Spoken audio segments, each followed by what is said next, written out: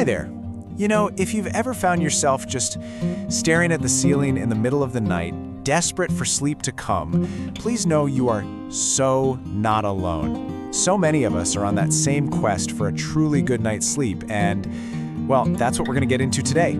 I mean, it seems like pretty much everyone has a story about struggling with sleep, right? And when you talk about it, one thing almost always comes up: melatonin. It's on everyone's radar. People are curious, and you can't blame them. They're wondering, could this be the thing that finally helps me?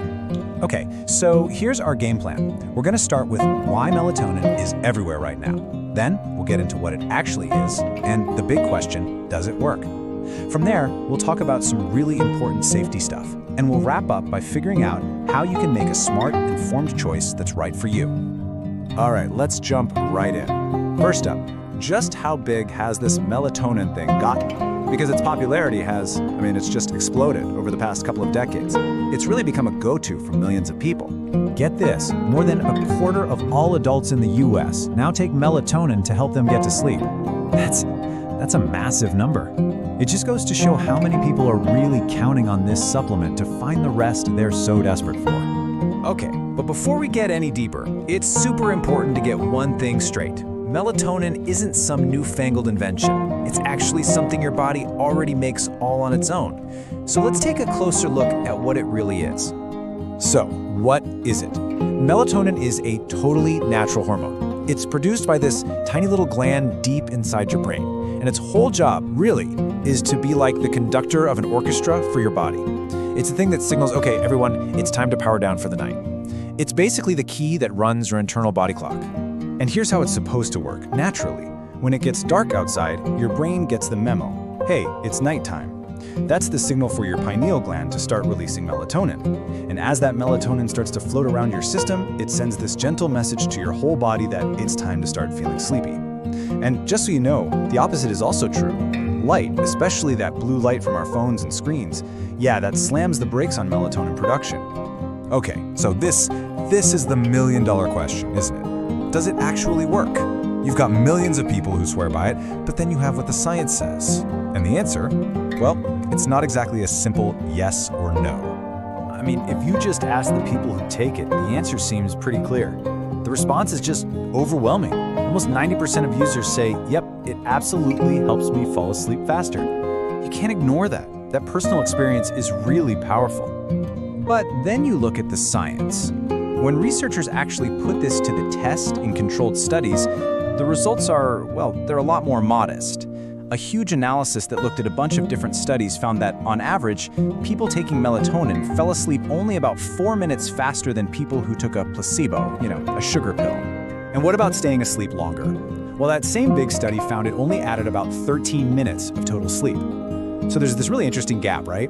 There's how much people feel like it's helping them, and then there's what the hard data actually shows.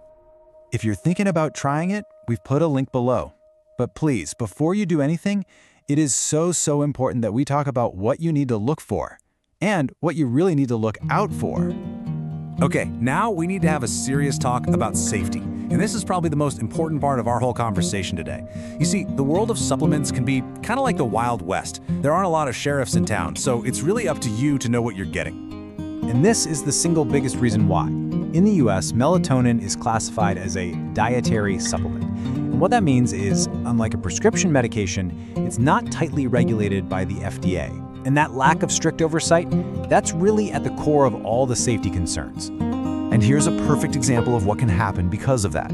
One study looked at 31 different melatonin supplements off the shelf, and the results were shocking. The amount of melatonin inside was all over the place. Some bottles had almost 500% more than the label said. Others had way less. It's a real wake-up call that what's on the label might not be what's in the bottle.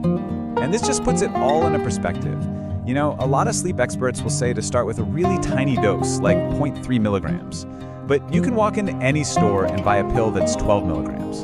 Taking a dose that high can spike the melatonin levels in your blood to something like 200 times higher than what your body would ever produce on its own. And that, understandably, raises some big questions about what that does to you long term. Now look, the good news here is that for most people, the side effects are pretty mild, especially if you're just using it for a short time. We're talking things like headaches or feeling a little groggy or dizzy the next day, but At those really high doses we were just talking about, some people do report more serious things like vivid nightmares or feeling really irritable. It's important to know what the possibilities are.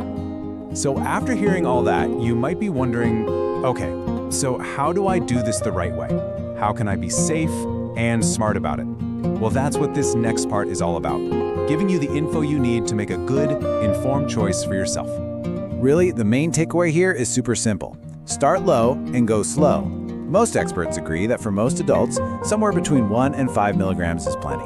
And for older adults, it's a good idea to be even more careful and start with a tiny dose, maybe even as low as 0.3 milligrams. The whole idea is to find the absolute smallest dose that still gives you the help you need. And listen, there are absolutely some folks who need to be extra careful here.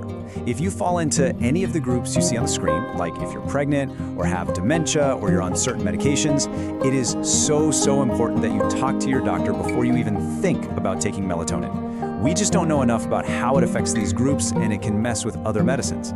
Seriously, safety has to be your #1 priority. And you know, before we reach for any kind of pill or supplement, it's always a good idea to check in on the basics, what we call sleep hygiene. Are you going to bed around the same time every night? Is your room dark and quiet?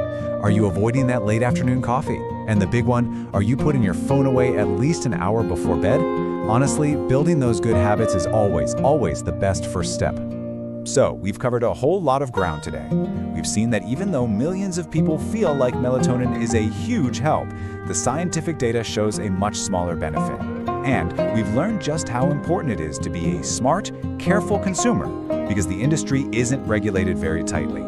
So that leaves us with the final question, and it's one that only you can answer, hopefully after a chat with your doctor. Is this supplement the right choice for you and your journey to a better night's sleep?